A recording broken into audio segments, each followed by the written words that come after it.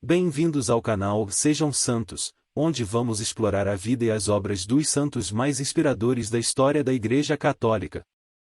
Nós vamos compartilhar suas histórias, seus ensinamentos e seus exemplos de virtudes, esperando que possam nos inspirar a viver de acordo com os ensinamentos de Cristo.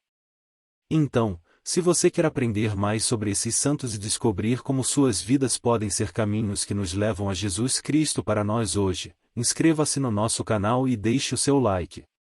Inscreva-se hoje mesmo, divulgue nosso canal a seus amigos e comunidades e nos ajude o nosso canal para que possamos alcançar mais pessoas na divulgação a conhecer mais a vida dos santos. Onde a santidade é uma jornada diária. Faça parte dessa comunidade de busca pela santidade.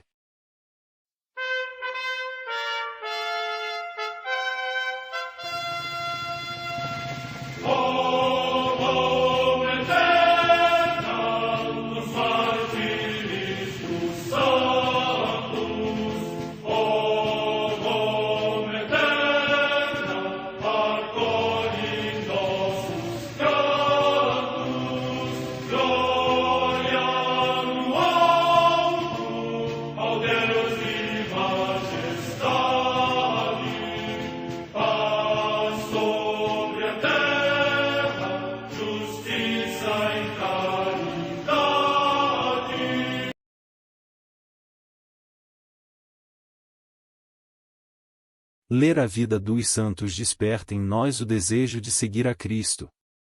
Através de suas vidas podemos aprender as virtudes, a sabedoria e o amor de Deus. Cada santo nos oferece um modelo de vida a ser imitado, como diz São Paulo na carta aos Hebreus, capítulo 12, versículo 1. Estamos rodeados por uma nuvem de testemunhas. A Igreja foi fundada por nosso Senhor Jesus Cristo não apenas como uma instituição, mas uma autêntica família. Os santos mártires, confessores, doutores, as virgens, os santos pastores e todos os demais santos são realmente nossos irmãos que nos precederam no caminho da fé e já estão no céu, para onde também iremos nós, pela graça de Deus. Portanto, sede santos, assim como o vosso Pai Celeste é santo. Mateus capítulo 5, versículo 48. Hoje, dia 19 de outubro, celebra a Igreja a vida desse grande santo, São Paulo da Cruz. A Santa Madre Igreja celebra também nesse dia os santos. Os santos mártires João de Brébeuf, Isaac Jogues, presbíteros, e companheiros, da Companhia de Jesus, no dia em que São João de Lalande, religioso, foi assassinado pelos pagãos do lugar em Ocernenon, hoje Auresville, nos Estados Unidos da América do Norte, onde, alguns anos antes, tinha alcançado a coroa do martírio São Renato Goupil. Neste dia são também venerados conjuntamente os seus santos companheiros Gabriel Lallemand, Antônio Daniel, Carlos Garnier e Natal Chabanel, que, no território canadiano, em dias diversos, morreram mártires, depois de muitos trabalhos na missão entre os Hurões para anunciar o Evangelho de Cristo aos povos desta região. Morte no ano 1649. Comemoração de São Joel, profeta, que anunciou o grande dia do Senhor e o mistério da efusão do seu Espírito sobre toda a criatura, que a majestade divina realizou admiravelmente em Cristo no dia de Pentecostes. Em Roma, a comemoração dos santos Ptolomeu, Lúcio e outro companheiro, que, como refere São Justino, reconhecidos como cristãos por terem repreendido os costumes licenciosos e a injustiça nas sentenças, foram condenados à morte pelo prefeito Lolo Urbico no tempo do imperador Antonino Pio. Morte no ano 160. Em Ostia, no Lácio, região da Itália, Santo Astério, mártir. Morte no século III. Perto de Sens, na Gália Leonense, atualmente na França, a comemoração dos santos Sabiniano e Potenciano, que, segundo a tradição, foram os primeiros pastores desta cidade e consumaram a confissão da fé com o martírio. Morte no século IV.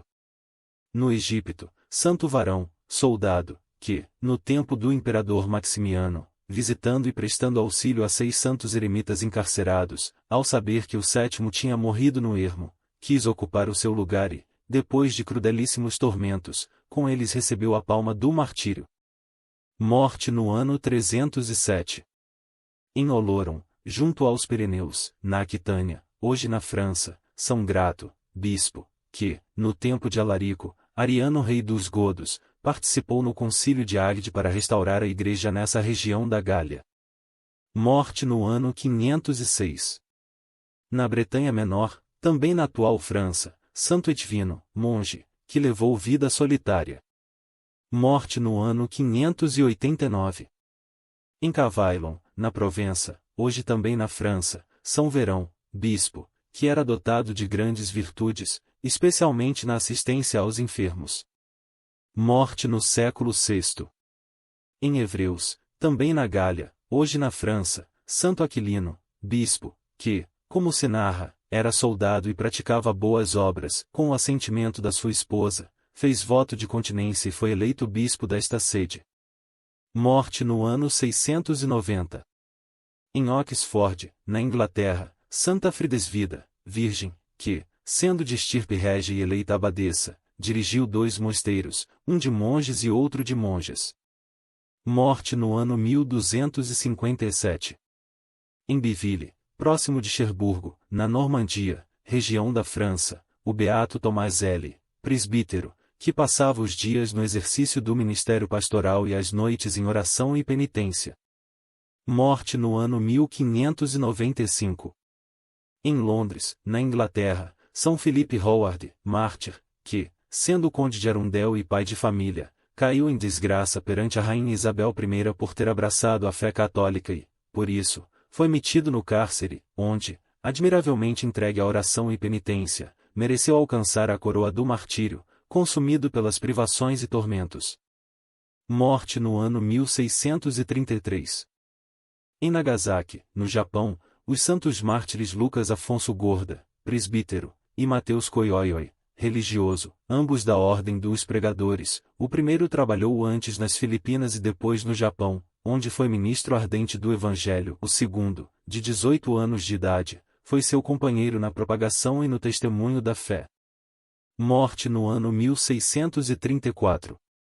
Em Langeac, junto ao rio Allier, na França, a beata Inês de Jesus Galã, virgem da Ordem dos Pregadores, que foi prioresa do seu convento e se distinguiu pelo seu amor ardente a Jesus Cristo e pela dedicação à Igreja, oferecendo contínuas orações e penitências pelos seus pastores. Morte no ano 1634.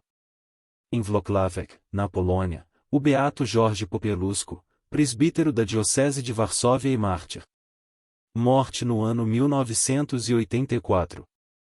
São Paulo da Cruz.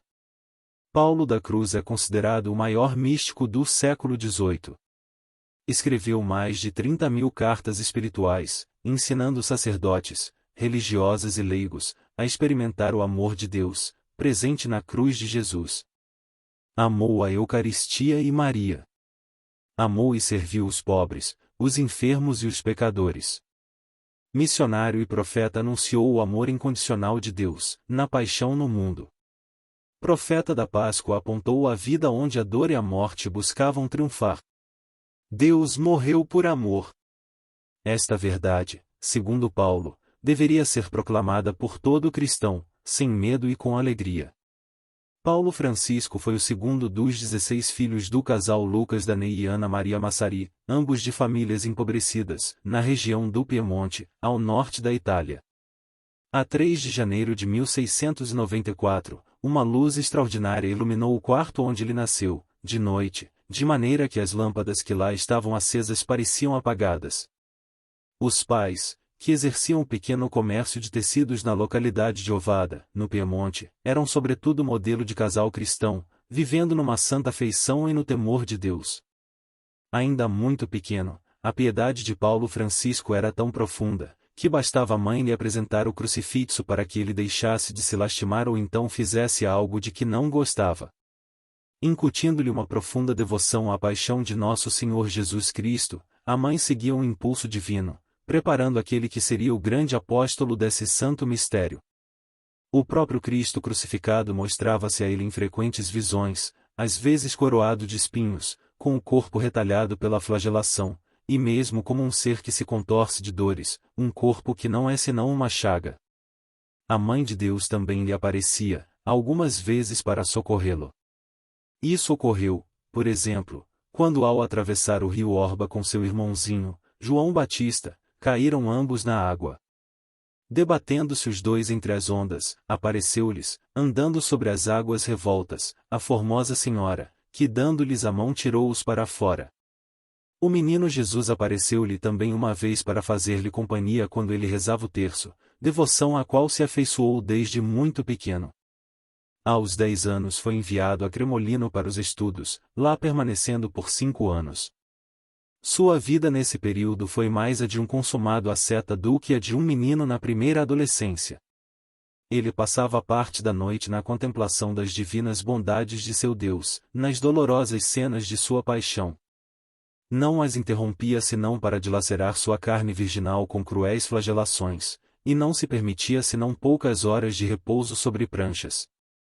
Ele jejuava frequentemente.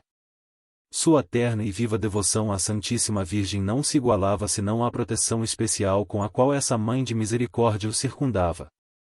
Não só seus condiscípulos, mas os habitantes do lugar passaram a designá-lo como o santo. Muitos de seus colegas, levados pelo seu exemplo, entregaram-se à vida de piedade e depois entraram em ordens religiosas, então focos de piedade cristã. Terminados os estudos, voltou Paulo Francisco para casa.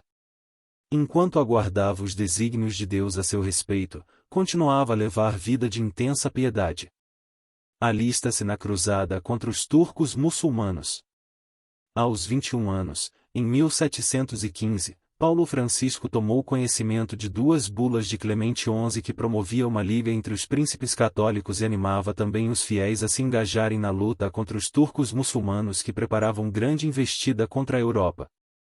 Aconselhava-os ainda a aplacar a cólera de Deus e implorar seu auxílio por meio de jejuns, penitências e orações públicas. Paulo Francisco, vendo nisso não só a oportunidade de possivelmente derramar seu sangue pela fé, mas também a de lutar por ela, partiu para Crema como voluntário no exército cristão. Mas outro era o combate que Deus queria dele, e o fez compreender isso durante a oração. Paulo Francisco pediu dispensa do exército e voltou à sua terra. Um tio seu, sacerdote, propôs-lhe então vantajoso casamento com uma moça rica e virtuosa, e, para assegurar-lhe o futuro, fê-lo seu herdeiro. Paulo recusou as 2 propostas, pois decidirá-se a servir somente a nosso Senhor Jesus Cristo. Conduzido em espírito ao inferno. Certo dia em que Paulo Francisco, devido a uma contusão na perna, encontrava-se no leito fazendo sua meditação, foi levado em espírito ao inferno. Ele perdeu os sentidos, e de seu peito escaparam grandes gritos, era como uma mistura incoerente de escárnios e de cruel desespero. Seu irmão João Batista, e sua irmã Teresa, que acorreram para o despertar e acalmar, foram tomados de pânico. Voltando a si pouco a pouco, ele disse, com um sentimento de horror pintado em sua face, não, eu jamais direi o que vi. Mais tarde o santo confiou a uma pessoa que, nessa circunstância, tinha sido transportado pelos anjos ao inferno, e que havia visto, com temor e tremor, as penas eternas dos danados. Congregação dos Passionistas, revelação ao fundador. No ano de 1720, durante um êxtase, Nosso Senhor mostrou-lhe o hábito passionista, ao mesmo tempo em que lhe imprimiu na alma as regras que a congregação deveria seguir. Noutro dia, a Santíssima Virgem apareceu-lhe trazendo na mão o mesmo hábito, e nesse instante Paulo viu-se com ele revestido. Nascia assim a congregação dos passionistas. Paulo confiou a seu confessor, o bispo de Alessandria, a visão que tivera. Manifestou-lhe, então, o desejo de portar o hábito a ele revelado, o que ocorreu em novembro do mesmo ano. A primeira pessoa que se juntou a Paulo Francisco foi seu irmão João Batista, seu companheiro de penitências e orações na juventude, e que seria até o fim da vida seu mais firme apoio. Ambos receberam o sacerdócio em 1727, estabelecendo-se 10 anos depois no Monte Argentaro, onde foi fundado o primeiro convento e noviciado da nova congregação. Seus membros, além dos 3 votos, pobreza, obediência e castidade, pronunciavam um quarto, o de propagar a paixão de Nosso Senhor Jesus Cristo. Somente em 1746 as regras da congregação foram aprovadas por Bento XIV. Nelas estão aliadas a vida contemplativa e a ativa. A pregação de missões e os exercícios espirituais tornaram-se a meta da congregação, tudo com muita ênfase posta na sagrada paixão de Cristo. Durante 50 anos São Paulo da Cruz consagrou sua vida a converter os pecadores, a santificar os corações arrependidos, a aperfeiçoar as almas dos justos. Por obediência ao Papa, pede e obtém sua própria cura. Enfraquecido pela extrema fadiga e contínua penitência, em 1771 Padre Paulo da Cruz foi acometido por uma doença que os médicos anunciaram ser mortal. 2 de seus religiosos apresentaram-se então ao Papa a fim de pedir uma bênção especial para o moribundo. Clemente XIV, que media bem a extensão que essa perda representaria para a Igreja, mandou-os dizer ao doente que o Papa lhe ordenava, sob obediência, que não morresse então. Ao receber a ordem, Paulo da Cruz pegou seu crucifixo e, com lágrimas, pediu a vida, para obedecer ao Papa. Desde esse instante, começou a melhorar até ficar completamente são. Nesse mesmo ano, o santo fundou o ramo feminino dos Passionistas. Grande pregador com fama de santidade, procurado por todos, desde o Papa até o mais humilde pescador, aclamado pelas multidões, São Paulo da Cruz parecia insensível a qualquer pensamento de vanglória. Ele afirmou com toda a simplicidade a seu diretor espiritual: graças a Deus, jamais um pensamento de orgulho se aproxima de mim. Eu me creria um danado se me viesse um pensamento de orgulho. Seu espírito de obediência ia tão longe, que ele fizera um voto de obedecer a todo mundo naquilo que não fosse contra a lei de Deus. Sua pureza era ilibada, e ele conservou sua inocência batismal até o último suspiro. Um dia, não sabendo estar sendo observado, ouviram-no dizer: vós sabeis bem, Senhor, que com o concurso de vossa graça eu jamais sujei minha alma com uma falta deliberada. São Paulo da Cruz morreu nos braços de seu discípulo amado Vicente Maria Strambi, que dele havia recebido o hábito e com ele convivera. Também elevado à honra dos altares, São Vicente foi o primeiro biógrafo do grande fundador.